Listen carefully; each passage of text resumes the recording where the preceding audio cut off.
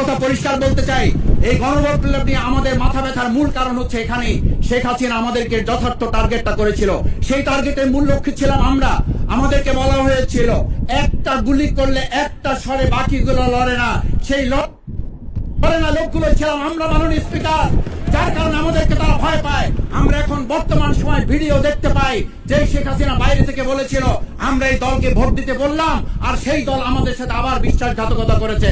আমরা শেখ হাসিনার বক্তব্য শোনার পর আমরা কাউকে আজকে এখানে বলতে শুনে নাই শেখ হাসিনার ওই বক্তব্য সঠিক নয়। এই মানুষ প্রতারিত হয়েছে, বেইমানি করা হয়েছে।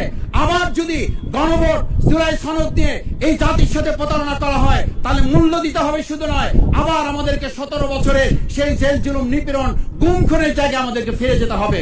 আমি মনে করি পরিষ্কার বক্তব্য, গণভোটের প্রতি সমর্থন না জানিয়ে জুলাই সনদকে যদি আজকে ইগনোর করা হয় তাহলে আমাদেরকে কিন্তু আবার সেই গুম খুনের আয়নাঘরের দিকে আমাদেরকে ধাবিত করা হবে।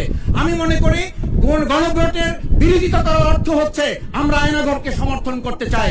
গণভোটের বিরোধিতা করা মানে হচ্ছে 70% মানুষকে আমরা অন্যায্যভাবে তাদেরকে আবার ধিক্কার জানাতে চাই। আমি এখানে স্পষ্ট বলতে চাই, আপনারা যেমন 51% সমর্থন নিয়েছেন, 70% প্রায় জনগণ কিন্তু গণভোটের পক্ষে তারা রায় দিয়েছে। আপনাদের সেই 51%-এর তুলনায় সেই 70% প্রায় গণভোটকে যদি আপনারা ইগনোর করেন তাহলে আমি বলবো আমার বাউফল, আমার পটুয়াখালী শুধু নয় গোটা বাংলাদেশ আবার জেগে উঠে গণভোটকে তারা কার্যকর করবে। স্পিকার, আমি পরিষ্কার এইটা কথাটা এই জন্য বলছি, আজকে সংবিধানের লাইন ধরে ধরে যদি আমাদেরকে এই কথা জানতে হতো তাহলে আমাদের নেতৃবৃন্দকে ফাঁসির মঞ্চে যেতে হতো না।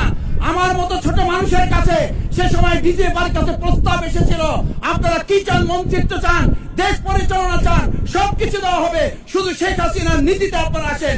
সেই নীতি তো ছিল 72-এর সংবিধান, সেই নীতি নিয়ে আজকে কেন এখানে এত কথা বলা হচ্ছে?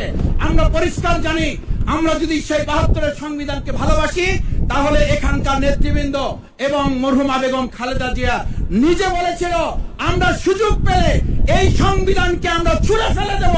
সেই সংবিধানের প্রতি আজকে বর্তমান সরকারি দলের কেন এত প্রেম জাগ্রত হয়েছে এটা বাংলাদেশের মানুষের জানার অধিকার আছে।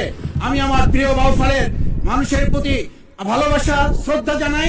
যেই বাউফলবাসী আমার দাবি আদায়ের জন্য, আমার এলাকার মানুষের অধিকার আদায়ের জন্য এখানে দিয়েছে, আমি সেই অধিকার।